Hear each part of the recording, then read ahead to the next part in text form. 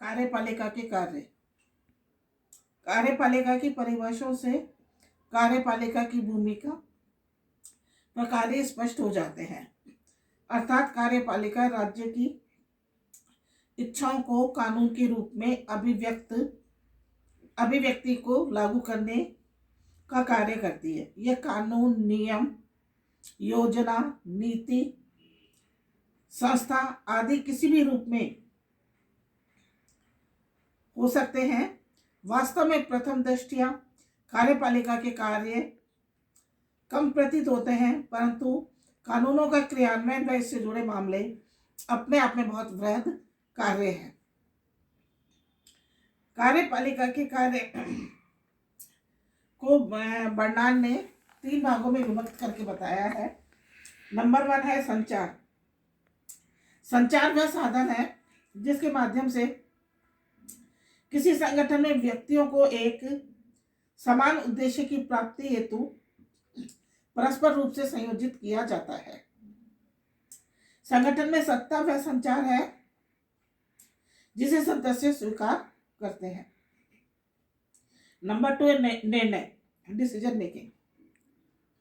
निर्णय मुख्यतः विकल्पों को सीमित करने की एक तकनीक है।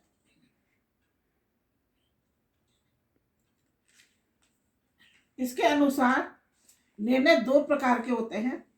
एक है व्यक्तिगत निर्णय और दूसरे होते हैं संगठनात्मक निर्णय। संगठनात्मक जो निर्णय है वह औपचारिक स्वरूप में अधिकांश अधिकारी द्वारा अपनी पद स्थिति के लिए लिए जाते हैं तथा उन्हें प्रत्यायोजित भी किया जा सकता है। नंबर 3 है नेतृत्व। नेतृत्व व्यक्तियों के व्यवहार को उत्तमता की ओर निर्देशित करता है, जिसके द्वारा वे किसी संगठित प्रयत्न में संलग्न लोगों या उनकी क्रियाओं का मार्गदर्शन करते हैं। यहाँ हम कार्यपालिका के जो कार्य अब मैं बताने जा रही हूँ मैं भारत के संदर्भ में कार्यपालिका के कार्य जो हैं उनको अब आपको बताने जा रही हूँ। नंबर 1 है कार्यकारी कार्य। कार्यपालिका देश की कार्यकारी प्रमुख होने के नाते देश के प्रशासन के संचालन व व्यवस्थापिका द्वारा बनाए कानून, नीतियों व योजनाओं को लागू करने का कार्य करती है। इस कार्य के लिए मुख्य कार्यपालिका या कार्यपालिका प्रमुख को एक तंत्र की आवश्यकता पड़ती है जो कि उसे सहयोग व सहायता प्रदान करने का कार्य करता है। इस क्रम में कई राजनीतिक व प्रशासनिक नियुक्तियां की जाती हैं। संसदीय लोकतंत्र में कार्यपालिका द्वारा बहुमत दल के नेता को प्रधानमंत्री के रूप में नियुक्त किया जाता है। उसकी सलाह से मंत्रिपरिषद की नियुक्ति की जाती है। भारत में राष्ट्रपति कार्यपालिका प्रमुख के रूप में प्रधानमंत्री व मंत्रिपरिषद के अलावा महान्यायवादी, अटॉर्नी जनरल, महान्यायाधिवक्ता, सॉलिसिटर जनरल, नियंत्रक एवं महालेखा परीक्षक, कंट्रोलर एंड ऑडिटर जनरल, उच्चतम न्यायालय के न्यायाधीश, राज्यों के राज्यपाल, संघ राज्य क्षेत्रों के प्रशासक, वित्त आयोग, संघ लोक सेवा आयोग, मुख्य निर्वाचन आयुक्त व अन्य निर्वाचन आयुक्त, अनुसूचित जाति एवं अनुसूचित जनजाति के लिए विशेष अधिकारी, राजभाषा आयोग, पिछड़ा वर्ग आयोग, भाषाई अल्पसंख्यक आयोग, अंतर्राज्यीय परिषद, सुरक्षा परिषद, केंद्रीय सतर्कता आयोग, केंद्रीय सूचना आयोग, लोकपाल, लोकसभा व राज्यसभा के सदस्यों का मनोनयन, सेना प्रमुख आदि की नियुक्ति करने का कार्य करते हैं। इनमें से अधिकांश को पद से हटाने का अधिकार राष्ट्रपति को होता है। मंत्रिपरिषद के किसी मंत्री को पद से हटाने का अधिकार भी राष्ट्रपति को होता है। नंबर 2 है विधायी कार्य। विधायी कार्य जो है कार्यों को 3 तरीकों से किया जाता है कार्यपालिका द्वारा। नंबर 1, व्यवस्थापिका की विधान प्रक्रिया में भाग लेकर प्रदत्त विधायन द्वारा, और नंबर 3 है अध्यादेश द्वारा। व्यवस्थापिका के विधायी कार्य में भाग लेने के क्रम में कार्यपालिका व्यवस्थापिका के सत्र या अधिवेशन को बुलाने, उसका सत्रावसान करने का अधिकार रखती है। इसके अलावा भारत में राष्ट्रपति मुख्य कार्यपालिका के रूप में संयुक्त अधिवेशन बुलाने, उसको विलंबित विधेयकों के संबंध में संदेश भेजने व सदन को संबोधित करने, अभिभाषण देने का अधिकार रखता है। भारत में किसी विधेयक को लागू करने के लिए दोनों सदनों में बहुमत से पारित करवाने के बाद राष्ट्रपति से अनुमति या स्वीकृति या अनुमोदन प्राप्त करना आवश्यक है। जब संसद कोई विधेयक अर्थात बिल पारित कर राष्ट्रपति के पास भेजती है तो राष्ट्रपति उस विधेयक पर अनुमति दे सकता है या विधेयक पर अनुमति रोक सकता है, या धन विधेयक व संविधान संशोधन विधेयक के अलावा अन्य किसी विधेयक को पुनर्विचार के लिए संसद में लौटा भी सकता है। यदि संसद उस विधेयक को पुनः उसी विचार के साथ में भेजती है तो राष्ट्रपति को उस पर हस्ताक्षर करना होता है। व्यवस्थापिका के जैसे कि व्यवस्थापिका जो है समय अभाव, तकनीकी ज्ञान की कमी आदि कारणों से अपने कुछ अधिकार कार्यपालिका को हस्तांतरित कर देती है, जिसे प्रदत्त विधायन कहा जाता है। कार्यपालिका ऐसे प्रदत्त विधायन विषयों पर विधान बनाने, व्यवस्थापिका द्वारा बनाए गए कानूनों, नीतियों, योजनाओं में नियम व उपनियम बनाने का अधिकार रखती है। व्यवस्थापिका का जब सत्र ना हो तो उस दौरान देश का शासन चलाने के लिए कानून की आपातकालीन आवश्यकता होती है, तो उस आवश्यकता को पूरी करने के लिए कार्यपालिका जो है अध्यादेश जारी करने का कार्य करती है। यह अध्यादेश अधिकतम 6 माह की अवधि के लिए लागू होता है, और यदि फिर इसके बाद में वह संसद के द्वारा अगर पारित हो जाता है तो वह कानून का रूप धारण कर लेता है। नंबर 3 है वित्तीय कार्य। कार्यपालिका द्वारा देश के प्रशासन के संचालन के क्रम में कई वित्तीय कार्यों का निष्पादन किया जाता है। इनमें सबसे बड़ा व महत्वपूर्ण कार्य है वार्षिक बजट। बजट तैयार करवाना, बजट को पारित करवाना एवं लागू करवाना। किसी देश के बजट में विगत वित्तीय वर्ष के आय व्यय का ब्यौरा, आगामी वित्तीय वर्ष के आय व्यय के अनुमान तथा विभिन्न आर्थिक नीतियों में लोक कल्याणकारी योजनाएं होती हैं। भारत में राष्ट्रपति द्वारा अपने सहयोगियों, सामान्यतः वित्त मंत्री से बजट बनवाया जाता है तथा सदन में स्वीकृति हेतु रखा जाता है, जहां इस पर बहस एवं मतदान होता है और राष्ट्रपति की अनुमति के बाद इसे लागू किया जाता है। यहाँ यह ध्यान दिया जाना आवश्यक है कि राष्ट्रपति सार्वजनिक धन का प्रहरी होता है, अतः कोई भी धन विधेयक व वित्त विधेयक राष्ट्रपति की पूर्व अनुमति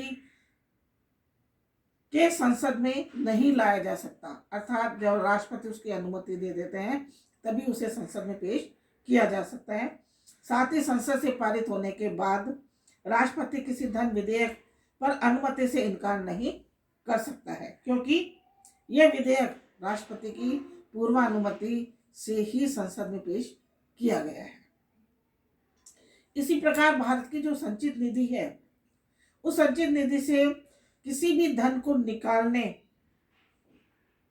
के लिए विनियोग विधेयक लाया जाता है, जो धन विधेयक होता है तथा उपरोक्त प्रावधान पर लागू होते हैं। इसके अतिरिक्त अनुपूरक अनुदान, अतिरिक्त अनुदान, आंशिक अनुदान, लेखानुदान, प्रत्यानुदान जैसे अनुदान विधेयकों के लिए भी राष्ट्रपति की पूर्व अनुमति लेना आवश्यक होता है।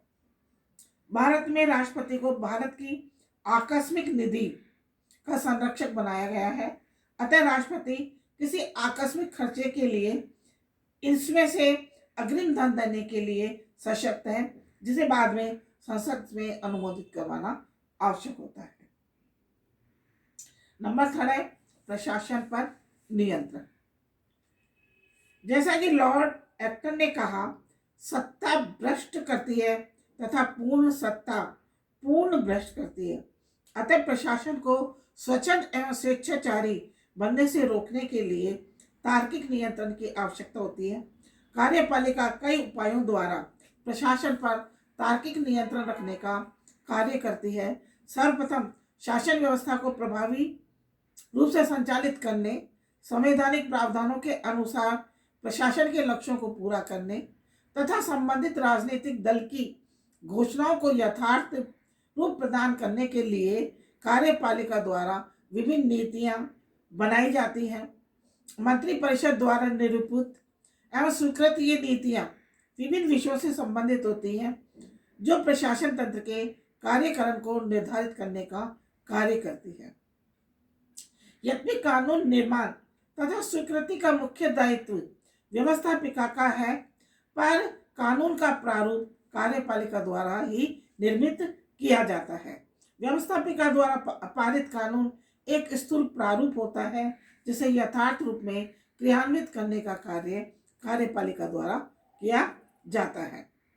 प्रशासन पर नियंत्रण का दूसरा तरीका आर्थिक नियंत्रण है।